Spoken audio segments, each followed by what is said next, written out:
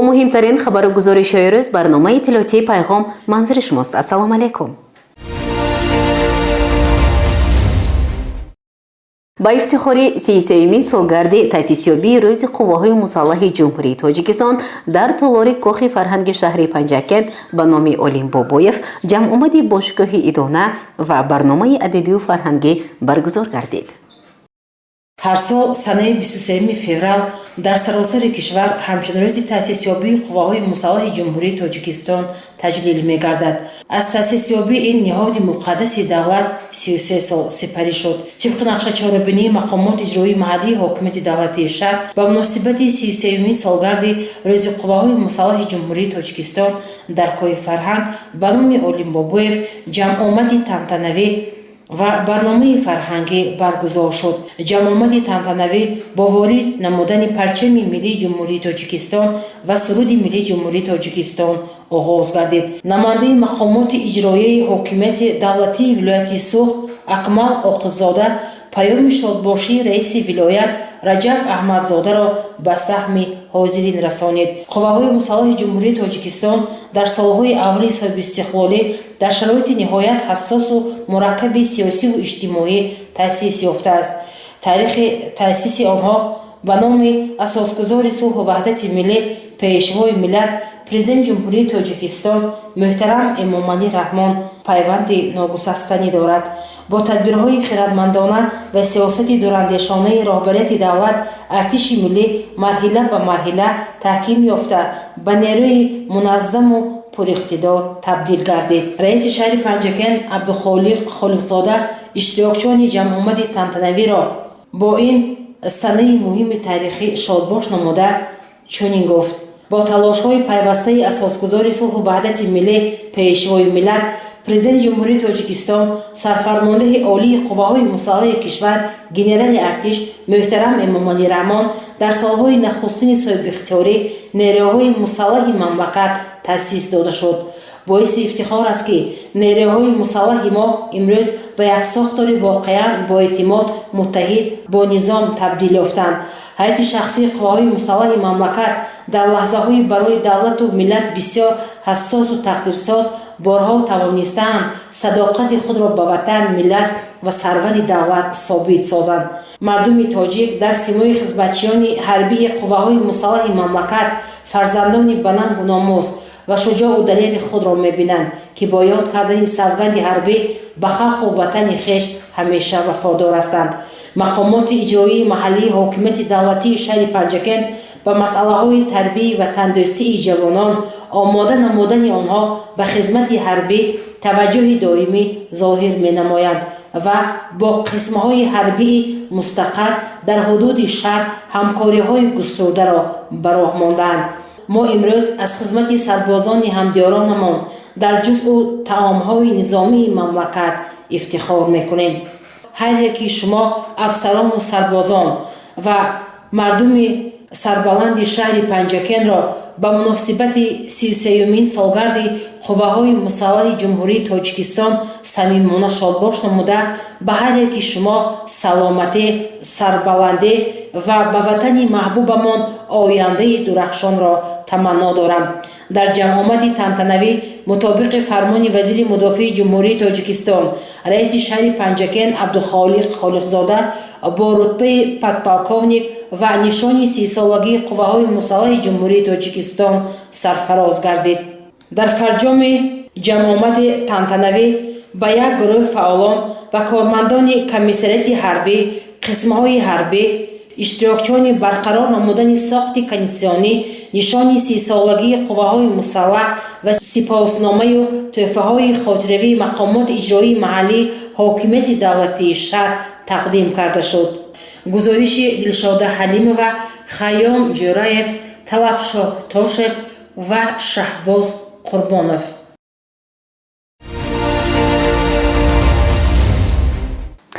رئیس شهر پنجکند عبدالخالق خالقزاده و نماینده مقامات اجرایی حاکمیت دولتی ولایت سوخت اکمل عاقلزاده از قسم‌های نظامی و سرحدی شهر پنجکند دیدن نموده افسران و سربازان را به مناسبت 33 سالگی تأسیسیابی ارتش ملی کشور تبریک و муборакбод намуданд. мутаваҷҷеҳ бошед ба гузориши дигари барнома.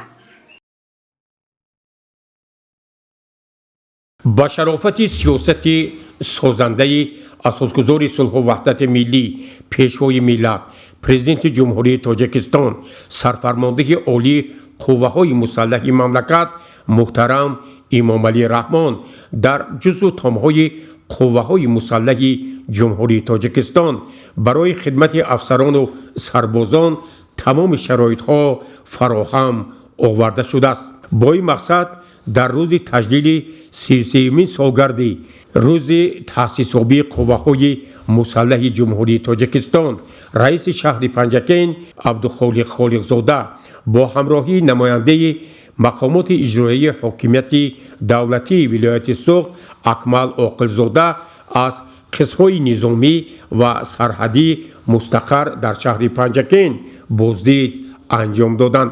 در قسم نظامی 05170 وزارت مدافع جمهوری تاجیکستان رئیس شهر پنجکین عبدالخالق خالقزاده و نماینده ولایت سوخت اکمل عاقلزاده نخست با شرایط زندگی، امکانات‌های معیشی، تامین سر و لباس، مواد خوراکه، مهمات جنگی و دیگر تدبیرهایی که برای بهداشت خدمت افسران و سربازان مهیا شده است شناس گردیده برای باز هم بهتر نمودن امکانات‌ها در این قسم نظامی مسئولین را وظیفه‌دار کردند.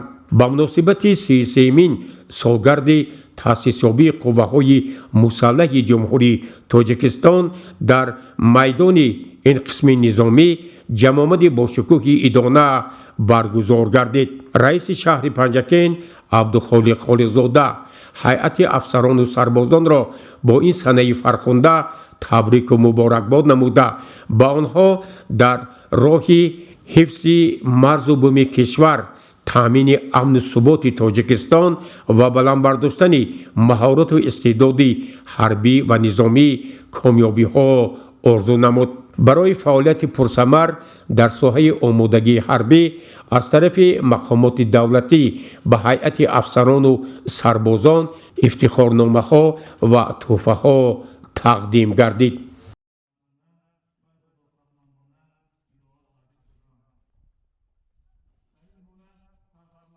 ملاقات رئیسی شهر پنجکین عبدالخالق خالقزاده و نماینده مقامات اجرایی حاکمیت ولایت سوخت اکمل عاقلزاده با هیئت افسران و مرزبانان قسم سرحدبانی 0203 کمیته دولتی امنیت ملی جمهوری تاجیکستان مستقر در وادی زرافشان برگزار گردید.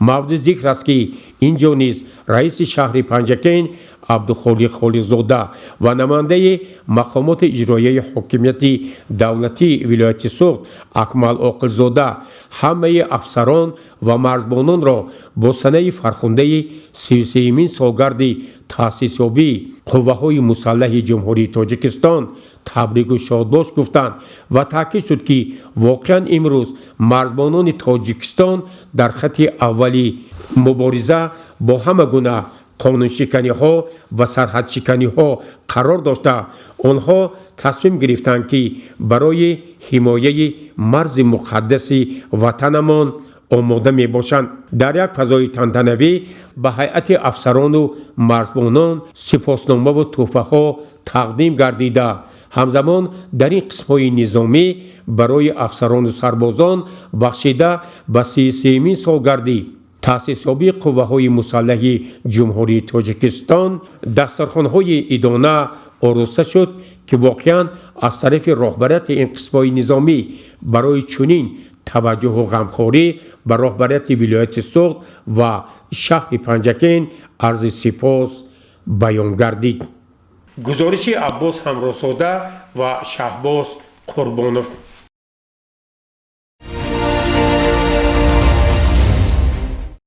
идомаи барнома дар ҷалсаи ҳафтавор ки субҳи санаи 23 феврали соли равон баргузор гардид ба раиси шаҳри панҷакент дар бораи иҷрои қарорҳо нақшаи супоришҳои муайяншуда гузориш дода барои ҳафтаи нав дар назди масъулин дастуру супоришҳои мушаххас гузошта шуд. дар толори мақомоти иҷроияи маҳаллии ҳокимияти давлатии шаҳри Панҷакент бо роҳбарии раиси шаҳри Панҷакент Абдухолиқ Холиқзода маҷлиси назоратии ҳафтавори назди раиси шаҳри Панҷакент баргузор гардид, ки дар он асосан масъалаҳои иҷроии қарори ҳукумати ҷумҳурии Тоҷикистон дар бораи тартиби таъин намудани кӯмакпулии унвони иҷтимоӣ, муайян намудани андозаи он ва шаҳрвандони камбизоат дар ҷумҳурии Тоҷикистон, рафти омодагӣ ба маъракаи муҳими сиёсӣ, даъвати баҳории ҷавонон ба сафи қувваҳои мусаллаҳаи кишвар, кишти баҳорӣ, рушди иҷтимоиву иқтисодии ҷамоати деҳоти Моғиён ва монанди инҳо мавриди таҳлилу баррасӣ қарор дода шуд. Нахуст муовини раиси шаҳри Панҷакент Парвина Нақибӣ вобаста ба иҷрои қарори ҳукумати ҷумҳурии Тоҷикистон дар бораи тартиби таъин намудани кӯмакпулии унвони иҷтимоӣ, муайян намудани андозаи он ва шаҳрвандон оилаҳои камбизоат дар ҷумҳурии Тоҷикистон дар шаҳри Панҷакент маълумоти муфассал дод. Қайд карда шуд, ки бо мақсади амалисозии таъин ва пардохти кӯмакпулии унвони иҷтимоӣ ба оилаҳо ва шаҳрвандони камбизоат комиссияҳои маҳаллӣ таъсис дода шуда, аз рӯи ҳуҷҷатҳои махсуси пешниҳод ва тасдиқ гардида маблағи муайян ҷудо карда мешавад. Инчунин аз тарафи раёсати агентии меҳнат, муҳоҷират ва шуғли аҳолии ҷумҳурии Тоҷикистон дар шаҳри Панҷакент ҷиҳати бо кортаъминкунӣ ва мусоидат ба шуғли аъзои қобили меҳнати оилаҳои камбизоат чораҳои зарурӣ андешида мешавад.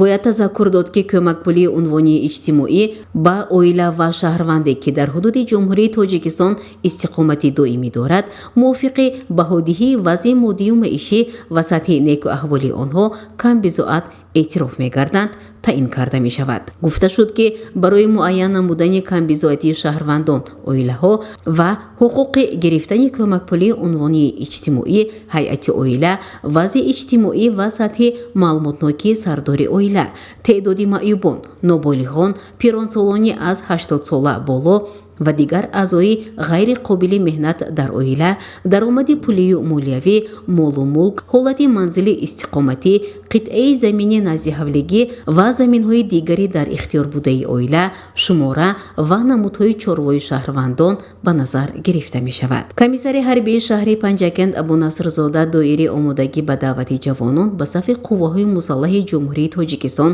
дар шаҳри Панҷакент маълумот дод.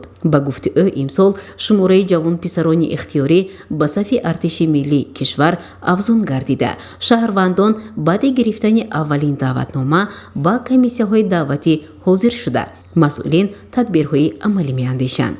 аз рӯи масъалаи рафти кишти баҳорӣ, хоса кишти картошкаи барвақтӣ, муовини раиси шаҳри Панҷакент Эркин Хушвақтзода баромад кард. Иттилоъ дод, ки имрӯзҳо кишти картошкаи барвақтӣ оғоз ёфта, кишоварзон ният доранд заминро самаранок ва аз обу ҳавои мусоид истифода бурда, вазифаву нақшаҳои дар пеш гузошташударо сари вақт ва сарбаландона иҷро кунанд. доир ба рушди иҷтимоиву иқтисодии ҷамоати деҳоти Моғиён дар соли 2025 раиси ҷамоати деҳоти Моғиён Муҳаббатулло Мутаилоев ҳисобот дод. Мавзӯъ гуфт, ки имрӯзҳо дар ин ҷамоат 12 деҳа, 10 муассисаҳои таълимӣ, 3 маркази саломативу 5 хонаи саломатӣ, 1 беморхонаи минтақавӣ фаъолият мекунад.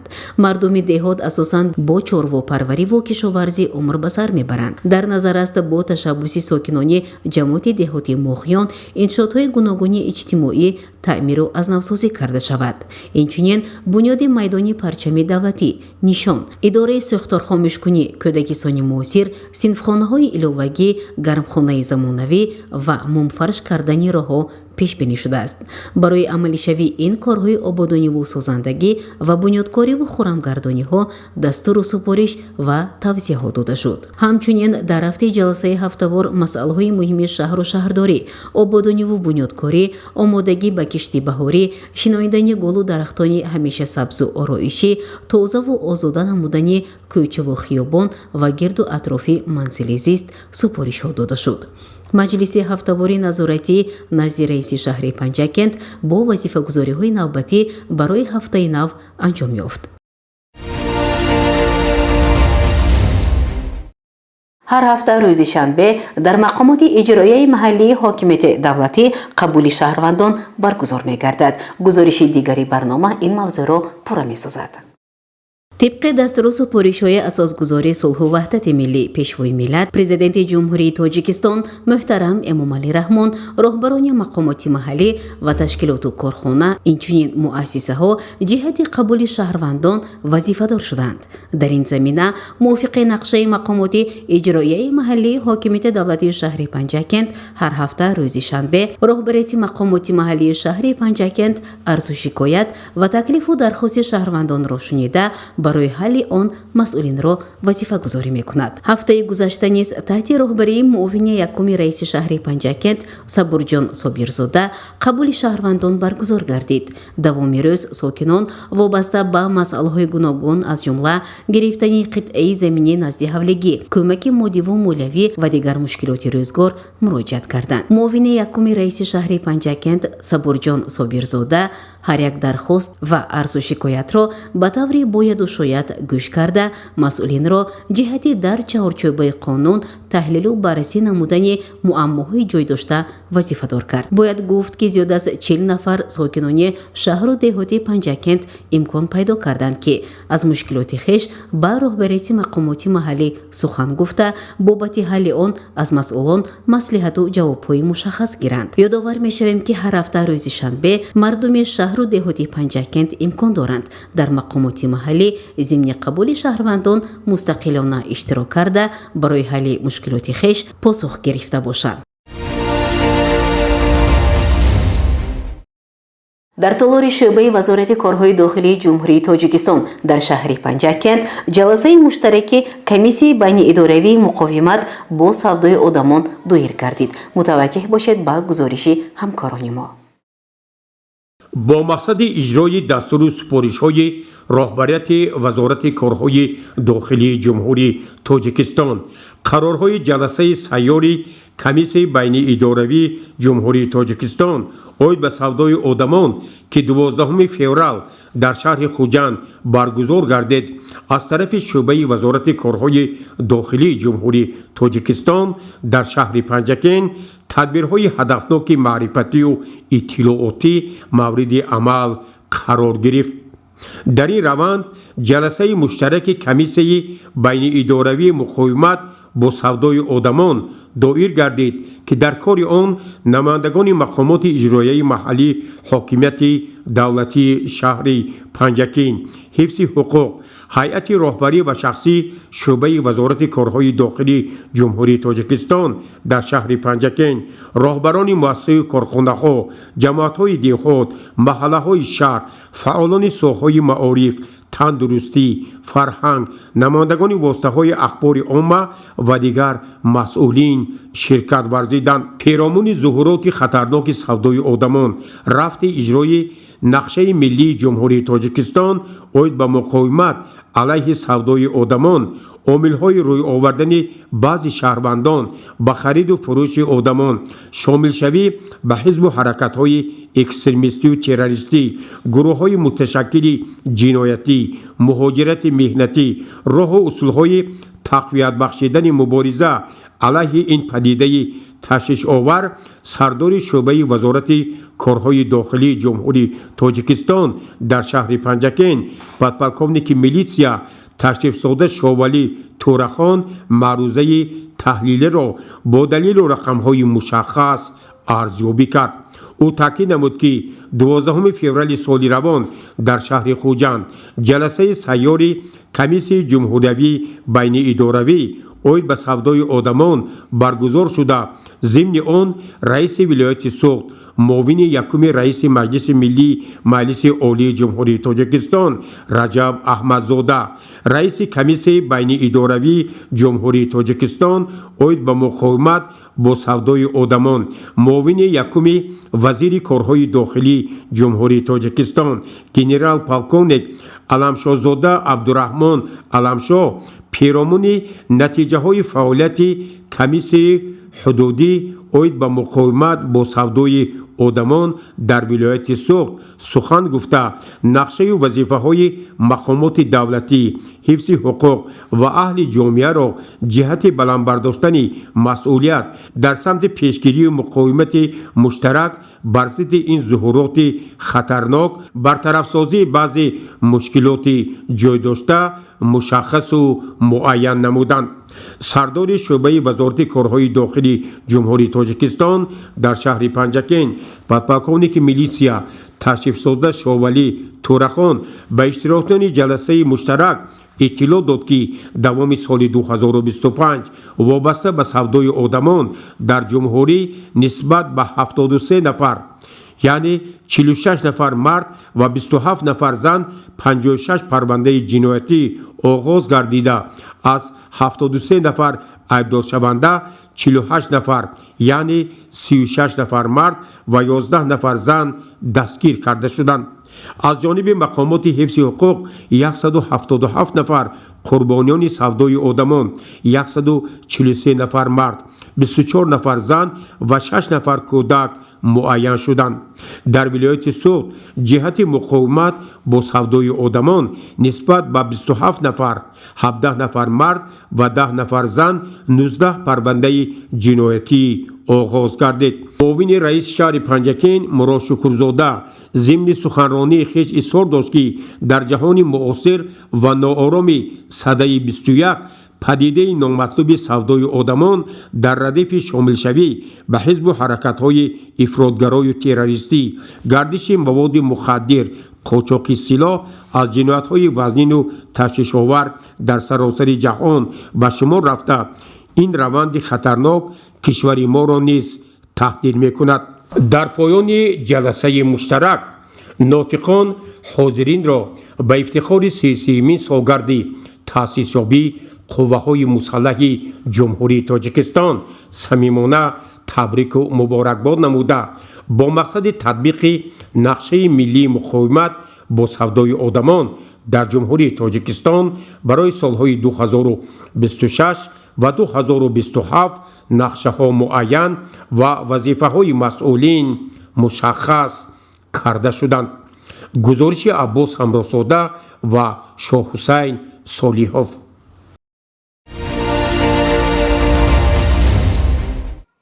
зимни машварати васеъ ки бо иштироки муовини раиси шаҳри Панҷакент Парвина Нақибӣ дар шӯъбаи маориф баргузор гардид, масъалаҳои мубрамирӯз аз ҷумла фаъолияти омӯзгорони равоншинос ва пешгирӣ аз ҷинояткорӣ таҳлилу баррасӣ гардид.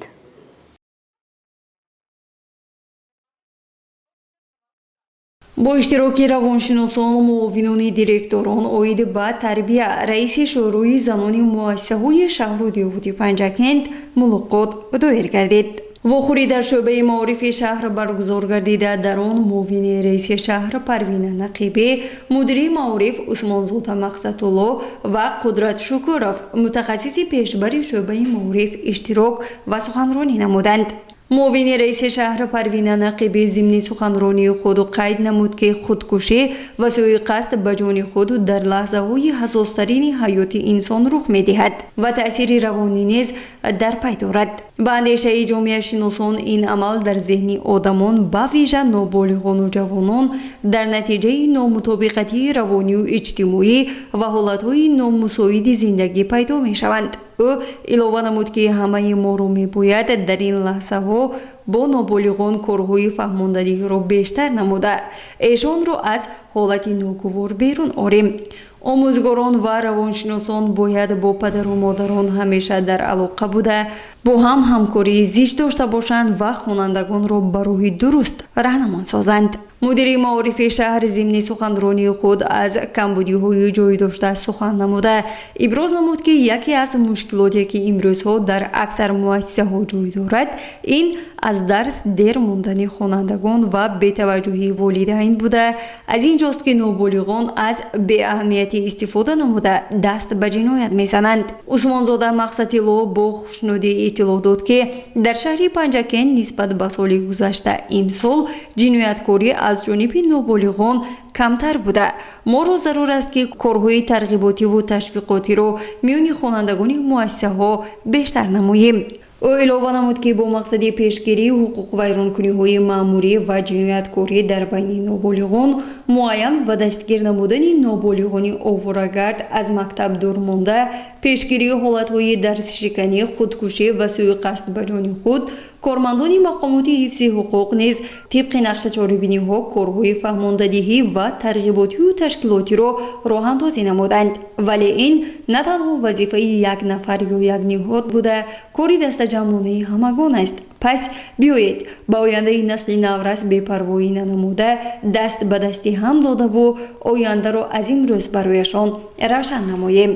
қудрат Шукурову, мутахассиси пешбари шӯъбаи маориф дар бораи шомилшавии ноболиғону ҷавонон ба ҳизбу ҳаракатҳои ифротӣ қайд намуд ки афзудан ва густариши ҳисси адами итминон ба фарду, ҳисси маъюсӣ, нобоварӣ, парешонӣ аз зиндагӣ.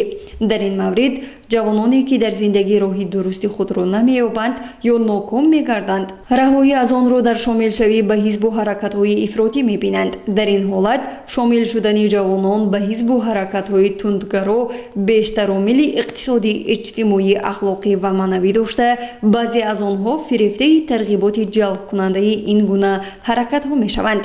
ӯ иброз намуд ки имрӯз мубориза бар зидди ҷинояткорӣ ва шомилшавии ноболиғон ва ҷавонон вазифаи дастаҷамъонаи тамоми мақомоти ҳифзи ҳуқуқ, омӯзгорон ва шаҳрвандони кишвар ба шумор меравад. бетарафӣ нисбати ин падидаи номатлуб барои рушди минбаъдаи кишвар халали ҷиддӣ ворид намуда ба ваҳдати миллӣ, истиқлолияти давлатӣ ва бехатарии кишвар таҳдид менамояд. дар фарҷом бошад фаъолияти кори равоншиносони муассисаҳои шаҳру деҳот мавриди таҳлилу баррасӣ қарор гирифта, барои бартараф намудани мушкилоти ҷойдошта масъулин вазифадор гардиданд. гузориши Мартаба Раҳмонова ва Шаҳбоз Қурбонов.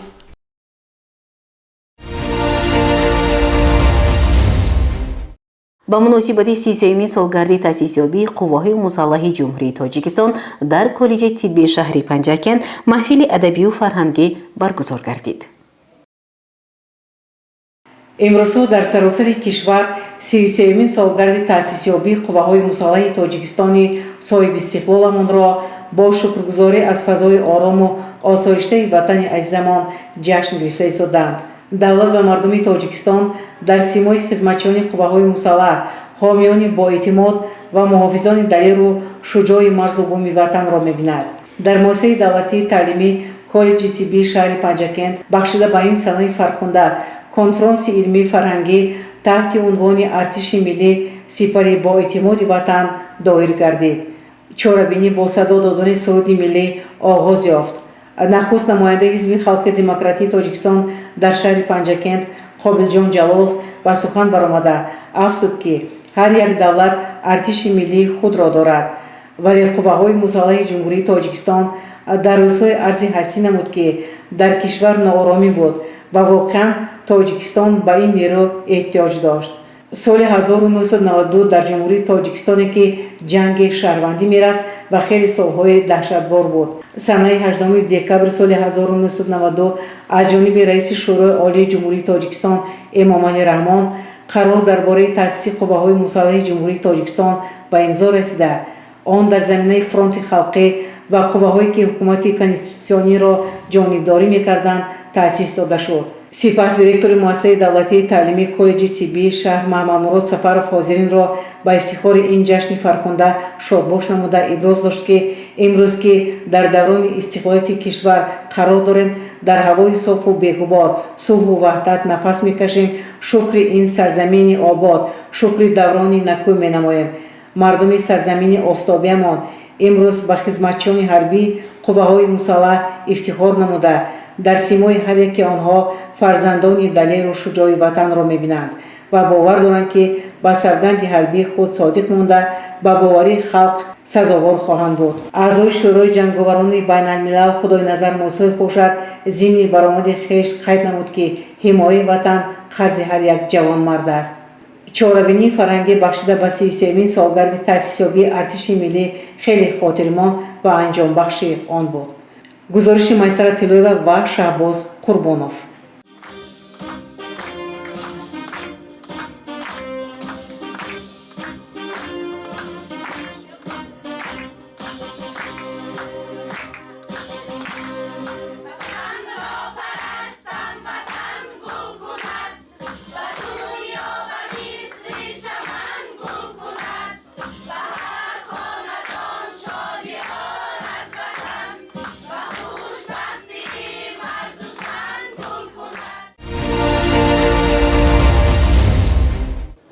тамошобинони гиромӣ, ин буданд он ҳама хабару гузоришҳое ки то индан бароятон таҳия ва пешкаш намудем. То барномаҳои навбатӣ саломату сарбаланд бошед. Хайр.